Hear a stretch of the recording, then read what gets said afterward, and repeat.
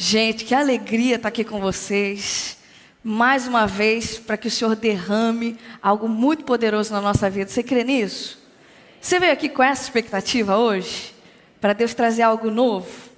Eu vou dizer, Deus me apertou com essa palavra. Eu não vou passar aperto sozinha, não. A gente vai passar aperto junto, amém?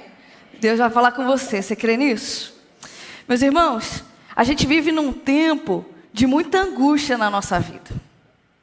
A gente vive, todo mundo muito angustiado. É muita ansiedade no nosso meio. Tudo porque a gente não sabe tomar decisão. Porque a angústia é falta de decisão. A gente vive num tempo que tudo é muito estático. É a era do sofá. A era do celular. Tudo se move ao nosso redor, menos a gente. A gente fica estático. A inércia, eu diria, que é o mal do século. Porque a vida é movimento. É necessário expandir. É necessário se mover. É necessário crescer. Se engana quem pensa que quando a gente deixa de expandir, a gente fica parado no mesmo lugar. Não. Quando a gente deixa de expandir, a gente contrai. Quando a gente não cresce, a gente não fica do mesmo jeito. Quando a gente não cresce, a gente vai atrofiando. Tomada de decisão é muito difícil no nosso tempo. Porque decisão implica agir de acordo com aquilo que foi decidido. Existem aqueles que acreditam, que ainda não estão assim, com tanta convicção para decidir. Os indecisos. Acha que quer, mas não tanto. Acha que quer, mas não agora. Acha que quer, mas não com tanto compromisso assim. Na linguagem do crente, é o famoso, tô orando por isso. Não ri não, segura. Ontem eu fui no Mais Conhecedores, né? Fui na cerimônia, que alguns foram para casa e terminaram o tratamento. E um deles subiu com a plaquinha assim, eu sustentei, agora sustenta. Não ri não, sustenta. Tô brincando, pode rir. É o famoso assim, ó, estou orando por isso. Estou esperando para ver o que Deus vai falar comigo. Estou aguardando confirmação. Meu irmão, não espiritualize aquilo que é falta de posicionamento. Tem coisa, meu irmão, que você está aguardando, esperando a confirmação de Deus, porque você não abriu a sua Bíblia para ler. Porque a revelação que você está procurando está lá. Então não é falta de revelação, é falta de decisão. E a pior coisa que tem é a gente ficar em cima do muro. Já pensou? Pensa você parado em cima de um muro. É confortável, irmãos? Não é não. Dói. Você não tem posição. É angustiante. Indecisões permanentes escondem decisões já tomadas. E que risco a gente corre de descobrir que as nossas decisões, ou melhor, que as nossas indecisões são, na verdade, decisões que estão nos levando para longe de Cristo e do caráter dele. É necessário tomar decisão de alinhar a nossa vida ao caráter de Cristo. E por isso, eu convido você hoje a mergulhar comigo naquele que foi o apelo do maior sermão da história. O Sermão do Monte. O apelo de Jesus nesse sermão está lá em Mateus 7, do versículo 13 ao 28. Vamos mergulhar junto nesse apelo para entender que decisões precisam ser tomadas. O texto diz o seguinte, Mateus 7, do versículo 13 ao 28. O apelo de Jesus é esse: entrem pela porta estreita, porque larga é a porta e espaçoso é o caminho que conduz à perdição. São muitos os que entram por ela. Estreita é a porta e apertado é o caminho que conduz à vida, e são poucos os que os encontram. Cuidado com os falsos profetas, que se apresentam a vocês disfarçados de ovelhas, mas por dentro são lobos vorazes. Pelos seus frutos vocês os conhecerão. Por acaso colhe uva de espinheiro ou figos de ervas daninhas? Assim, toda árvore boa produz fruto bom. Só que a árvore má produz frutos maus. A árvore boa não pode produzir frutos maus. A árvore má não pode produzir frutos bons. Toda árvore que não produz fruto bom é cortada e jogada no fogo, porque pelos seus frutos vocês os conhecerão. Nem todo aquele que diz Senhor, Senhor, entrará no reino dos céus, mas aquele que faz a vontade do meu Pai que está nos céus. Muitos naquele dia vão dizer, Senhor, Senhor, nós não profetizamos em seu nome nós não expulsamos demônios, não fizemos muitos milagres. E eu direi claramente, eu nunca conheci vocês. Afaste-se de mim, vocês praticam o mal. Todo aquele, pois, que ouve as minhas palavras e as pratica, será comparado a um homem prudente, que construiu a sua casa sobre a rocha. Caiu a chuva, transbordaram os rios, sopraram os ventos, bateram com força contra aquela casa e ela não desabou, porque tinha sido construída sobre a rocha. Todo aquele que ouve as minhas palavras e não as pratica é comparado a um homem sensato que construiu a sua casa sobre a areia. Caiu a chuva, transbordaram os rios, sopraram os ventos, bateram com força contra aquela casa e ela desabou, sendo grande a sua ruína. Forte, né? Meus irmãos, esse foi o apelo de Jesus no Sermão do Monte. O que ele está dizendo é como se ele falasse assim, ó, meu sermão terminou aqui. Agora existe uma indagação para você e ela é a seguinte: o que você vai fazer com aquilo que você ouviu até agora? O que eu faço a respeito daquelas palavras que são liberadas por Jesus na minha vida? Eu deveria me contentar em cruzar os braços e falar, nossa, que sermão lindo. Meu Deus, sermão do monte, sermão lindíssimo, que sermão poderoso. Ou eu devo provocar alguma mudança em nós? O que Jesus quer com o sermão? O que um sermão deve provocar na minha vida? Elogios somente? O que Jesus desejava não era ouvir elogios sobre aquilo que ele falou, mas era ver a nossa prática. O Sermão do Monte não foi pregado a fim de ser comentado, ele foi pregado a fim de ser praticado. Jesus deixa bem claro nesse sermão que existem dois caminhos, existem dois tipos de árvore, existem dois tipos de casa, mas nós precisamos decidir o que queremos para a nossa vida. E foi dessa maneira que ele aplicou o sermão. A primeira lição que a gente tira de cara é que não é tão simples assim achar o caminho. É preciso esforço.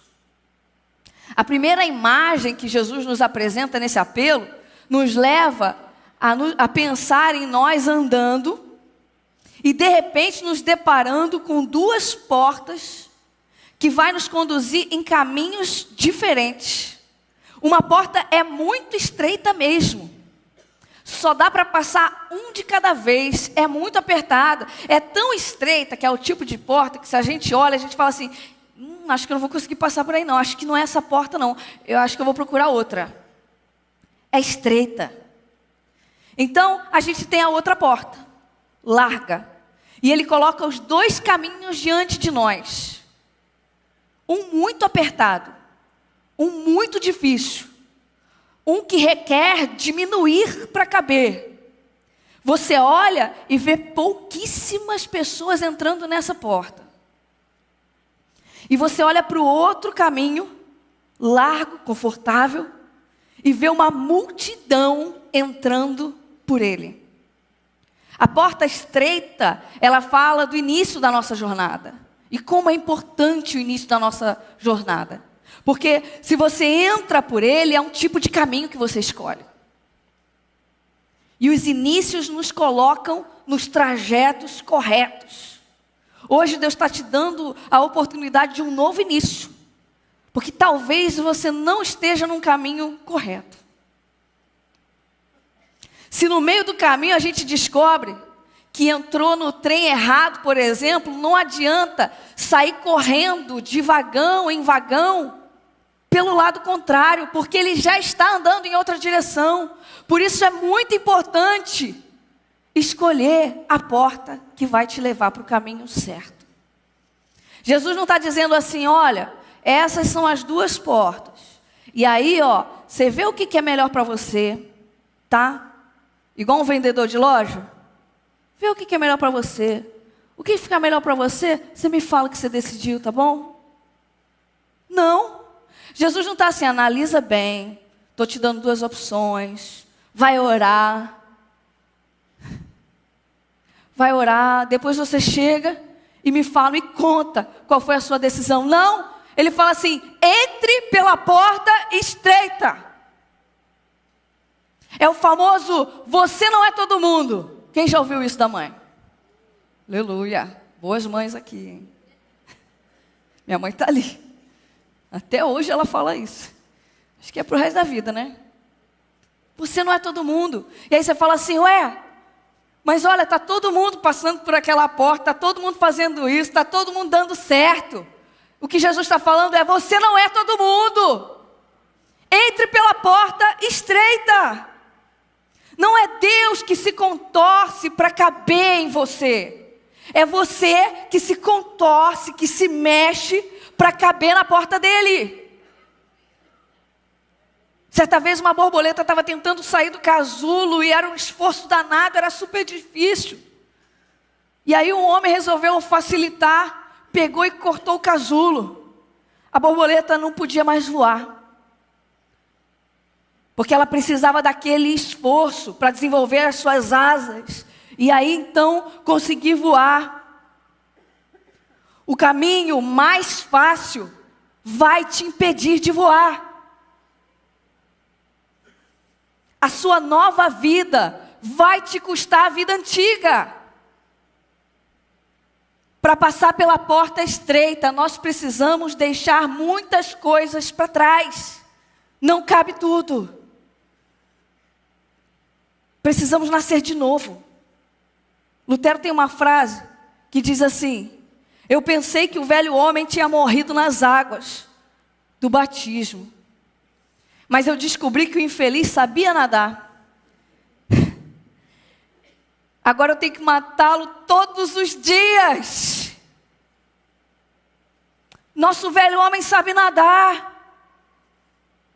Precisamos entrar pela porta estreita, nascer de novo e deixar as coisas para trás. O mundo está tentando nos convencer de que Jesus pode ser mais um dos nossos amores. Mais um. Não pode. É necessário uma mudança. É necessário mudança de caráter, de mente. É necessário fazer de Jesus o nosso principal alvo de amor. É necessário amá-lo acima de todas as coisas. Todas. A porta está ligada a um caminho. E esse caminho é estreito. Certa vez uma mulher foi ver um recital de um grande pianista. E o pianista tocava, parecia que as mãos estavam flutuando sobre o piano. Era um negócio muito impressionante. Aquela senhora chegou para ele no final e falou assim: olha, eu daria a minha vida para tocar com você. Ele falou: senhora, eu dei a minha vida. Meus irmãos, às vezes a gente pensa: nossa, eu daria a minha vida para viver o que o Billy Graham viveu. Ele deu a vida dele. Eu daria a minha vida para viver o que o Paulo viveu. Ele deu a vida dele. O problema é que a gente não quer porta estreita. E porta estreita não são dificuldades da vida, sofrimentos que enfrentamos. Isso não é porta estreita. A porta estreita é Jesus. Jesus é o caminho apertado. Jesus é o caminho que nos aperta, que nos espreme e que nos transforma. Mas a gente olha para a multidão e a gente é tentado a querer seguir a multidão. A gente olha para a multidão e a gente é guiado pela multidão, pelo que estão falando. E essa é a segunda lição que ele já sabe que ele precisa dar para a gente. Cuidado, nem tudo que parece é. Jesus vai dizer: cuidado com os falsos profetas, que se apresentam diante de vocês disfarçados de ovelhas, mas são lobos. Jesus está falando sobre influência. Influência é uma palavra forte no nosso dia, né? Influência. Somos influenciados o tempo todo. Jesus está falando das influências que nos rodeiam na nossa vida. Falsos irmãos, disfarçados de ovelhas, envolvidos na obra de Deus. Parecem irmãos, parecem ovelhas, têm jeito de ovelha, mas são produtores sutis de engano. Porque parece irmão, você jura que é irmão, e vai falando um negocinho, que você vai falando: eu não tinha pensado nisso, faz sentido. Vai falando um negocinho longe da Bíblia que você fala: pô, mas é crente pra caramba, né? Se ele está falando, deve ter alguma coisa que eu não conheço e que ele está certo. É sutil o engano. Como que faz para discernir? Como é que eu vou saber aquele que não é irmão? Aquele que é lobo? Pelos frutos. Jesus mesmo explica: pelos frutos conhecerão. Só que fruto na Bíblia, sempre que tiver fruto na Bíblia, está relacionado ao caráter e não às habilidades. E não aos feitos. 2 Timóteo 3, Paulo diz assim: serão religiosos apenas na aparência, mas rejeitarão o poder capaz de tirar a verdadeira devoção. Fique longe de gente assim. A gente tem que ter cuidado, porque fruto não tem nada a ver com dom. Fruto tem a ver com o abandono da prática do pecado. Fruto não tem nada a ver com performance. A pessoa tem jeito de crente. A pessoa fala igual crente. A pessoa frequenta a igreja assiduamente. Mas é manipuladora. Mas vive mentindo para um, para outro. Mentindo. É uma vida de mentira. Vive difamando as pessoas. Vive causando contenda entre os irmãos. É lobo. É falso. Por quê? Não houve mudança de caráter. Provérbios 6, a gente vê 6 coisas que Deus detesta e a 7ª, Ele abomina. Que coisas são essas? Olhos altivos, língua mentirosa, mãos que derramam sangue inocente, coração que trama projetos perversos, pés que se apressam para fazer o mal, testemunha falsa, que profere mentira, e o que semeia discórdia entre os irmãos. Isso é fruto de árvore má. Árvore boa não dá esse fruto. Se está dando esse fruto, não é irmão, é lobo. A simulação da bondade é uma das mais perigosas maldades. Tem gente que parece tão bonzinho, chora e tudo. Mas e o caráter? E a prática da vida?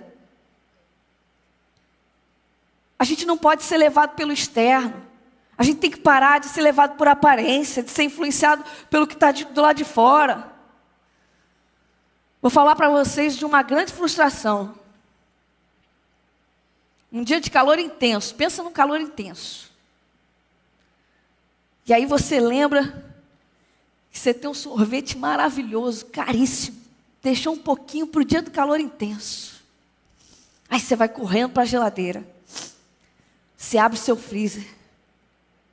Tem gente que já está rindo. Já viveu isso, né? Aí você abre o seu freezer, pega aquele pote, fala, vou sentar, vou ver televisão, vou ver pregação.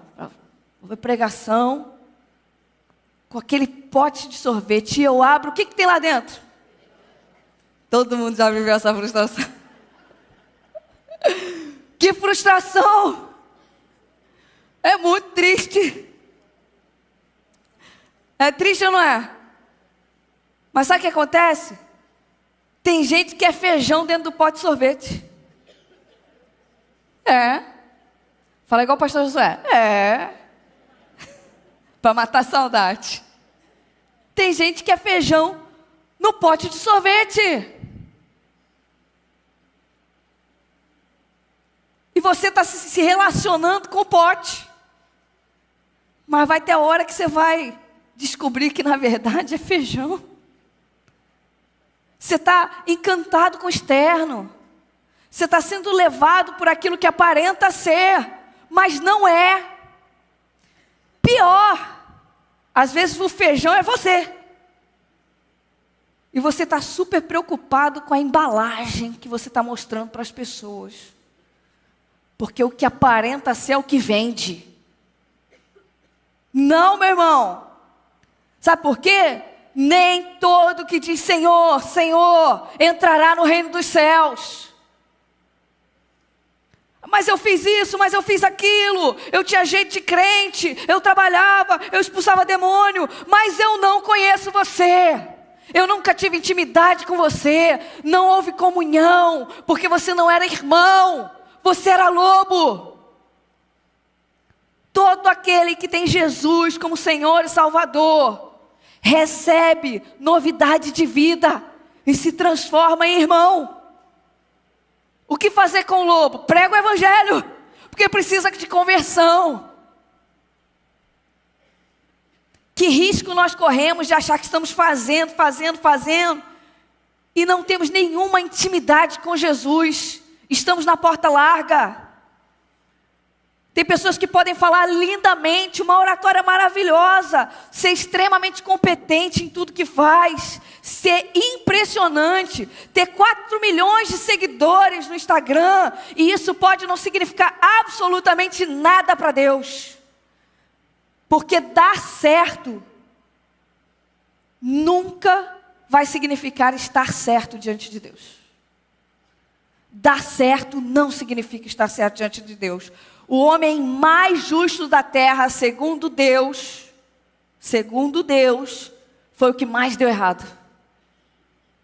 Jó. Jó foi o rico que ficou pobre. Deu errado. Mas Jó também foi o pobre que ficou rico de novo. Deu muito certo. Mas sabe o que é mais incrível na história de Jó? No cenário onde ele era rico e perde tudo e vai para a lama. E no cenário em que ele era pobre e conquista tudo de novo. Nos dois cenários, a única coisa que se passava no coração dele era: por que Deus não se revela a mim? Eu quero que Deus se revele a mim. Era Deus. Cuidado com quem você ouve. Diga-me com quem você ouve, diga-me o que você tem ouvido. Tem uma frase que minha mãe sempre falava para mim, que era: diga-me com quem andas, que eu te direi quem és. Você também? Glória a Deus. Mas eu vou dizer mais além. Diga-me quem você tem ouvido, e eu te direi quem você tem se tornado. Quem você tem se tornado. Tem uma angústia que eu passo. Eu estou abrindo essa angústia aqui para vocês, né? Tem uma angústia que eu passo, que é quando eu vou em casamento, 15 anos. Teve agora uma pré-estreia do The Chosen. Agora não, acho que foi... não lembro. Mas teve a pré-estreia do The Chosen. E fala assim: vai lá, que o teu nome está na lista de convidados. Só falar teu nome, aí você entra. Gente, quer ver eu ficar angustiada isso? Me dá um desespero do nome não estar lá. E aí eu chego lá, eu já fico nervosa, mas não tenho nada, não tem que levar nada comprovando, não, tem que levar, só dar o teu nome. Aí eu fico: meu Deus, e se esqueceram o meu nome? E se esqueceram? Vou passar vergonha danada. Aí eu chego, a moça está lá, simpática, com um monte de papel. E eu cheguei lá no The Chosen, lotado, um monte de papel. Aí eu vou e falo meu nome: Camila, Miguel. Aí começa a suar frio. Porque a mulher começa assim: Camila, não estou achando. Gente, me dá uma crise de ansiedade, um transtorno de ansiedade tão grande, que eu começo a procurar com a mulher na lista. E aí eu fico: peraí, acho que está aqui. Não está mais lá embaixo, não? Não está mais. Eu fico em desespero, porque a impressão é que está todo mundo me olhando e falando assim: ih, não foi convidado, está tentando entrar de penetra. Me dá um desespero tão grande. Agora você imagina quando a gente estiver diante do livro da vida. E a gente falar: olha, falaram que meu nome está aí. E procurarem.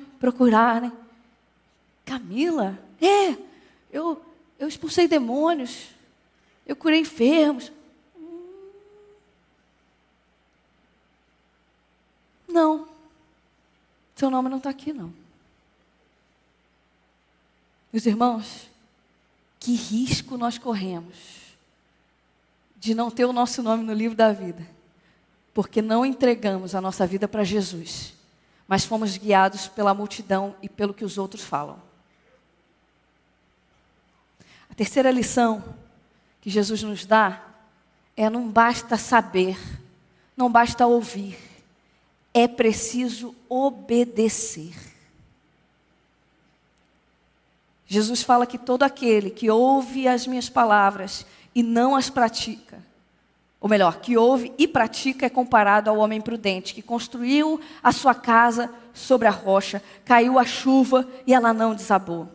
E aquele que ouve e não pratica é comparado ao homem insensato, que construiu sobre a areia, caiu a chuva, veio a tempestade e aí esteve também a sua ruína. Imagine duas casas. Pensa, duas casas lindas. Pensa na casa mais linda que você pode imaginar. Duas casas lindas e idênticas. Pode não haver muito na aparência delas algo que nos ajude a ver diferença. A gente não consegue enxergar diferença entre as duas, parecem iguaizinhas. Ambas parecem muito bonitas, novas, limpas, recém-pintadas talvez, casas maravilhosas.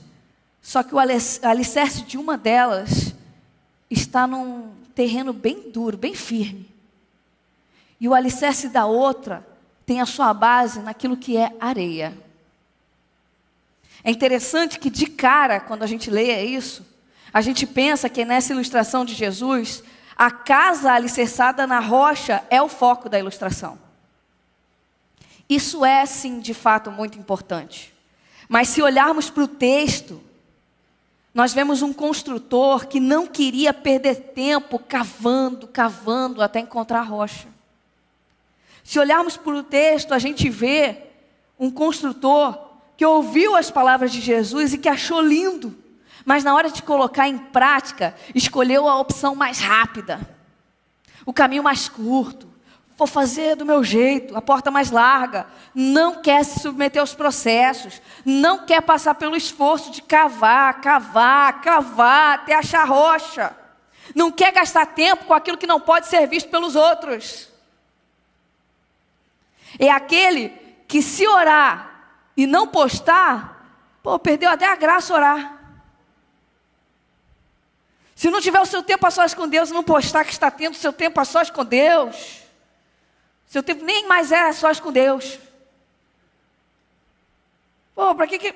Não quero perder tempo com aquilo que o outro não pode ver. Meus irmãos, nós estamos numa cultura imediatista.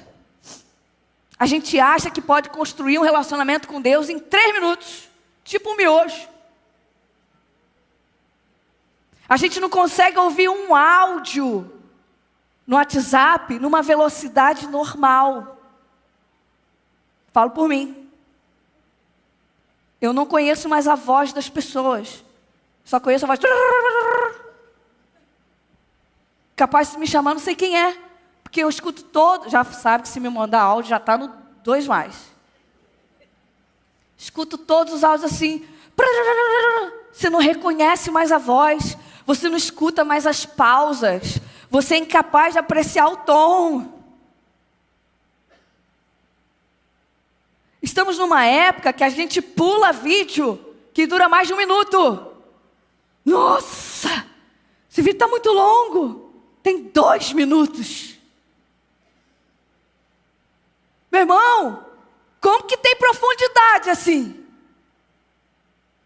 Não tem. Jesus está dizendo que ouvir as suas palavras e não colocar em prática é isso. É sem profundidade. Somente uma tempestade forte vai mostrar a diferença entre as duas casas. E vinda a tempestade, a revelação do que realmente é inevitável. Na verdade, o foco não está nos fundamentos escolhidos, areia ou rocha. Na verdade, o foco está na decisão. Vou mais profundo ou não? O homem que constrói a casa sobre um fundamento instável, ele é comparado às pessoas que ouvem e não põem em prática. O que constrói na rocha, ouve e põe em prática. Portanto, a diferença aqui entre as duas casas é obediência e desobediência. O que Jesus está falando nessa ilustração não é sobre rocha e areia, é sobre obediência e desobediência. A tempestade violenta revela a diferença entre os dois. A hora da gente consertar o telhado é quando o tempo está bom. Por isso, meus irmãos, hoje, Jesus está nos convidando a consertar os nossos telhados, enquanto o tempo está bom. Porque a tempestade vai vir para as duas casas. Vai vir. Mas quando ela vier, uma vai ser arruinada. E a outra não vai se abalar. A outra, a tempestade vai ter que se curvar a ela. Porque ela foi bem alicerçada. Ela teve profundidade na vida dela com Deus. Eu me lembro do bambu chinês. A semente do bambu chinês é uma semente que depois que plantada, ela passa os 5 primeiros anos crescendo para baixo. E fica só um brotinho. Só um brotinho para cima. É aquele negócio que você olha e fala, isso aqui não vai dar em nada. Nossa, tem 10 minutos que eu plantei essa planta. Que a gente está assim, né? 10 minutos é uma vida. Tem 10 minutos que eu plantei essa planta, só tem esse brotinho, né? Acho que eu vou desistir dela. Aí passa um ano.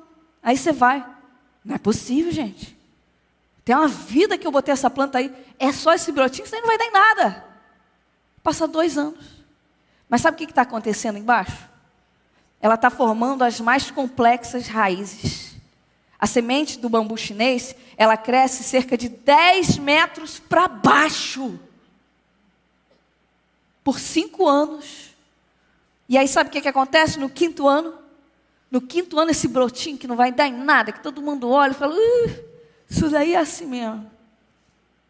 esse brotinho vai crescendo, vai crescendo, vai crescendo, e ele alcança 25 metros. 25 metros. Sabe o que falta para você crescer? Você se importar com o que realmente é importante. Cavar, cavar, cavar, cavar, crescer para baixo, até encontrar a rocha. Às vezes, guiado pelo desejo daquilo que o mundo vai oferecendo para a gente. O mundo vai oferecendo isso, eu vou desejando isso. O mundo vai oferecendo isso, eu vou desejando isso. Eu esqueço de cavar. Então eu construo qualquer coisa mesmo. Ostentação na minha época, eu fiz aniversário recentemente, então estou me achando super já experiente, entendeu? Ostentação na minha época era ter, não sei se na época, acho que na época de vocês não, vocês são tudo novos. Ó, ficaram felizes.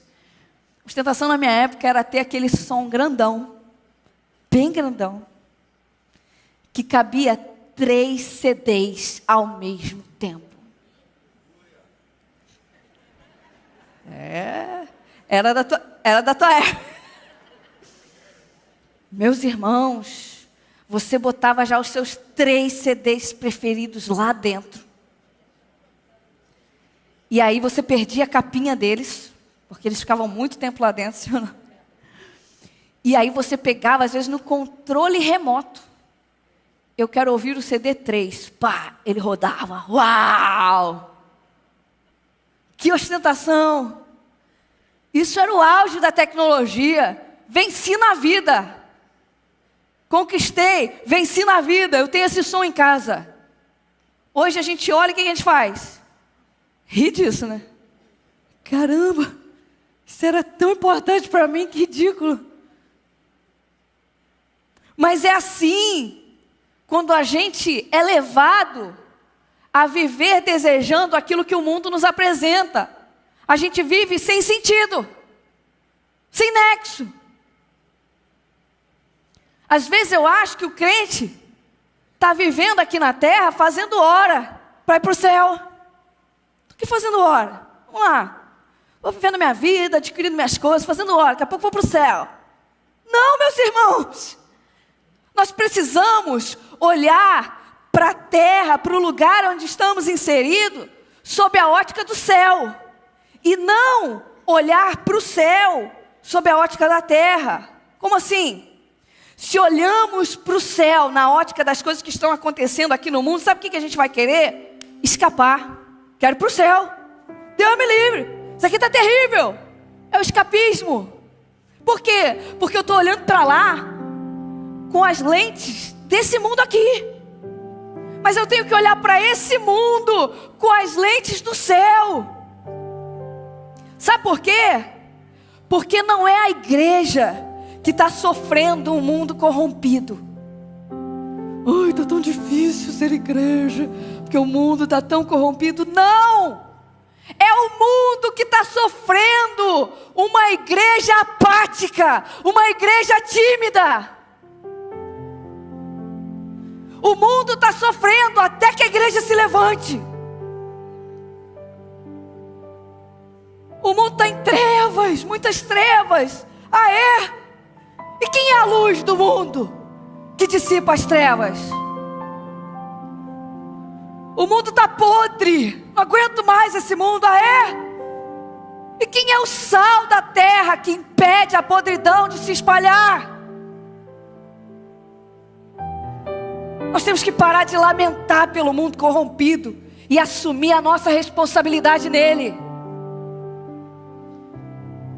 O céu, meus amados irmãos, não é destino. O céu é origem. Eu não faço o que eu faço porque eu vou para o céu. Eu faço o que eu faço porque eu sou do céu.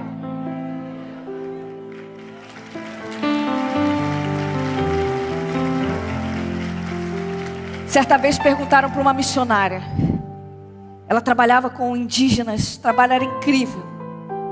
Perguntaram para ela: como é que foi seu chamado? Como é que foi sua experiência de chamado? Conta pra gente. Ela falou: chamado? experiência? Não, eu só li a Bíblia e obedeci. Obedecer é o principal apelo do sermão de Jesus. Obedecer a Deus como um pássaro obedece. Pássaros obedecem a Deus por natureza. O seu coração obedece não a você, obedece ao seu Criador. Se o seu Criador disser agora, para, o seu coração para. Os ventos, os mares, obedecem por natureza a Deus. Não há desobediência neles. Mas Deus não te fez como as estrelas do céu. Deus não te fez como os pássaros. Deus não te fez como os peixes no mar. Deus não te fez nem mesmo como os órgãos do seu corpo. Deus te fez assim, com a responsabilidade de tomar decisões. Você pode escolher o navio contrário. E por que Ele te fez assim? Para que, diferentemente de um peixe, de um pássaro, você pudesse obedecer a Deus. Não por natureza, mas por amor. Por amor. Um pássaro não pode obedecer por amor. Você pode. Você pode. E amar é oferecer ao mundo perdido casa. Amar é oferecer àqueles que precisam de Jesus uma família, um lar. Amar é querer abrigar. O mundo está sem rumo. As pessoas estão perdidas sem Jesus, sem saber para onde ir, sem saber o que é lar, sem saber o que é família. Amar é oferecer casa. Amar é ser lar. É querer abrigar. Então, a proposta é a seguinte: caso não tenha casa, eu viro casa e você mora em mim. O amor me salva do egoísmo, de ficar ensimismado e viver só pensando nas coisas para mim. O amor me salva e me convida a oferecer a minha vida como casa para o mundo perdido. Eu quero ser casa para alguém. Eu quero ser casa para alguém. Feche seus olhos.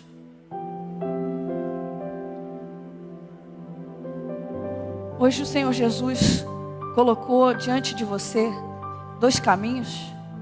Falou de 2 tipos de árvores. Falou de 2 tipos de casa. E você tem uma decisão para tomar. A primeira decisão que você vai tomar hoje é: Senhor Jesus, eu quero entrar pela porta estreita. Eu quero entregar a minha vida para que o Senhor faça dela o que ela quiser. Eu quero que o Senhor seja o meu Senhor, o meu Salvador. Eu quero entregar a minha vida para o Senhor. Eu quero construir a minha casa lá na rocha. Eu quero fazer parte dessa família que eu vi hoje. Eu quero entrar para essa casa. Se essa é a sua oração e você quer uma nova vida em Jesus, eu quero que você levante bem alto a sua mão e tome a melhor decisão da sua história. E fala: hoje é dia de decisão e quem vai decidir sou eu. Eu quero o novo de Deus para minha vida. Levante bem alto a sua mão em nome de Jesus, que eu quero orar por você. Pode levantar, estou te vendo. Deus te abençoe. Melhor decisão da sua vida. Quem mais? Levanta bem alto a sua mão. Manhã de decisão, estou te vendo lá atrás. Deus te abençoe. Quem mais? Quem mais? Levanta a sua mão bem alto. Estou te vendo aqui do lado. Deus te abençoe. Bem alto. Quem quer entregar a vida? Estou te vendo aqui. Entregar a vida para Cristo. A nova história. A família de Deus. Levanta a sua mão bem alto. Quem mais? Em nome de Jesus. Estou te vendo lá atrás. Estou te vendo lá atrás. Em nome de Jesus. Estou te vendo. Deus te abençoe. Mais pessoas sendo transformadas. Aqui do lado também já te vi. Deus abençoe. Mais pessoas recebendo o novo de Deus sobre as suas vidas. Chega de ser guiado pelos outros. Estou te vendo também, meu irmão. Chega de ser guiado pelos outros. Chega de ser guiado pela multidão. Existe mais alguém? Queria fazer um pedido para você que levantou a sua mão. Lá atrás. Não estou vendo. Deus te abençoe. Lá atrás. Mais alguém? Pode levantar sua mão. Pode levantar sua mão. Você que levantou a sua mão, eu quero que você venha até aqui na frente. Nós temos um presente para te entregar. Mas mais do que isso, nós queremos te receber como família. Eu quero impor as minhas mãos sobre você e liberar algo novo sobre a sua história. Sai do seu lugar e vem aqui na frente em nome de Jesus. Me permita ter a honra de orar por você. Se você não levantou a mão e quiser vir, pode vir também. Em nome de Jesus, vem, sai do seu lugar. Todo mundo que levantou a sua mão, vem aqui, sai do seu lugar. Pode aplaudir a Deus, porque esses irmãos encontraram casa, encontraram um novo tempo, encontraram uma nova história. Pode vir, pode sair do seu lugar em nome de Jesus. Vem. Fica pensando muito não. É hora de tomar decisão. É dia de tomar decisão. Pode sair do seu lugar. Você que está sentado, meu irmão, e quer ser casa para alguém, fala para a pessoa que está do seu lado, ó, quer ir lá na frente comigo? Eu te levo. Fala para a pessoa que está do seu lado. Eu te levo. Fica com vergonha não, eu te levo. Pode vir em nome de Jesus. Pode vir em nome de Jesus. Nós vamos orar por esses irmãos. Mas eu queria fazer uma segunda pergunta. A segunda pergunta é para você que precisa tomar um outro tipo de decisão. E esse outro tipo de decisão é: eu quero ser casa na vida de alguém. Eu quero ser casa na vida de alguém. Eu quero transformar a vida de alguém. Eu tenho algumas coisas que eu estava indeciso demais, mas hoje eu decidi. E se Deus falou com você, meu irmão, você vai fazer algo que eu não vou te convidar para vir aqui na frente, porque aqui estão os nossos amados que chegaram aqui e eu vou orar com eles. Mas eu vou convidar você a falar com Deus: eu quero ser casa. Quem sabe eu não vou fazer melhor ainda. Além de ser casa, eu vou ser casa de fé. Eu vou ser casa de fé para aqueles que mais precisam. Eu vou, até hoje eu não fui, porque eu estava meio com medo, estava meio indeciso, estava meio assim, mas agora acabou. Agora não tem mais indecisão. A decisão foi tomada. Do que depender de mim, presta atenção ao mundo corrompido. A igreja está chegando. Quem quer ser casa de fé? Fica de pé no seu lugar e fala: eu tomei essa decisão. De pé no seu lugar, não vai vir aqui na frente não, porque nós precisamos orar por eles. Fica de pé. Eu tomei uma decisão. Pode ficar de pé no seu lugar. Hoje eu tomei decisão. Hoje eu estava um tempão, Deus falando comigo, eu não tinha coragem. Hoje eu tomei decisão. Fica de pé. Hoje tem algo que eu estava perguntando para Deus. Algo que eu estava perguntando para Deus. O que eu preciso tomar de decisão? Hoje Deus falou comigo, já tomei minha decisão. Fica de pé. Às vezes é uma decisão na sua vida, ó, que você está enrolando para tomar. Mas hoje Deus falou com você. Fica de pé no seu lugar. Eu quero orar por vocês, em nome de Jesus. Fica de pé no seu lugar. Hoje é dia de decisão. Hoje é dia de decisão. Vamos orar? Impõe as mãos sobre esses irmãos que estão aqui. Quero orar por eles. Deus tem algo novo para a vida de vocês. O novo do Senhor foi derramado. A porta estreita, a casa sobre a rocha, a árvore boa. Vocês escolheram o melhor caminho. E nós vamos orar. Porque o dia que a tempestade vier, vocês não serão abalados. Porque vocês estão firmados na rocha. Vamos orar? Pai bondoso, muito obrigado por todos aqueles que estão aqui e que hoje tomaram a decisão mais importante das suas vidas, a decisão por Cristo. Obrigada por todos esses que hoje o nome deles começa a ser escrito no livro da vida. Hoje a decisão deles garante que o Espírito Santo de Deus comece a morar dentro deles. Hoje, o novo do Senhor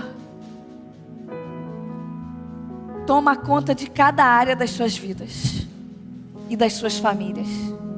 Um novo tempo é estabelecido sobre eles. As coisas velhas já passaram. Eis que tudo se fez novo sobre esses irmãos. Nós te adoramos por isso, Jesus. Nós te glorificamos por isso, Jesus. Obrigada. Obrigada pela vida desses irmãos. E eu te peço, aqueles que tomaram decisão também, aqueles que faltavam tomar decisão, mas hoje se moveram da inércia, se moveram para o novo do Senhor, que o Senhor dê a eles intrepidez, autoridade, ousadia, para ir além e viver nessa terra como um cidadão do céu. Deus, que o mundo olhe para nós e seja transformado, em nome de Jesus. Eu abençoo cada um que está aqui, com toda a sorte de bênçãos. E eu declaro um novo tempo do Senhor sobre eles, em nome de Jesus. Amém e amém. Olha, eu vou pedir para vocês 5 minutinhos.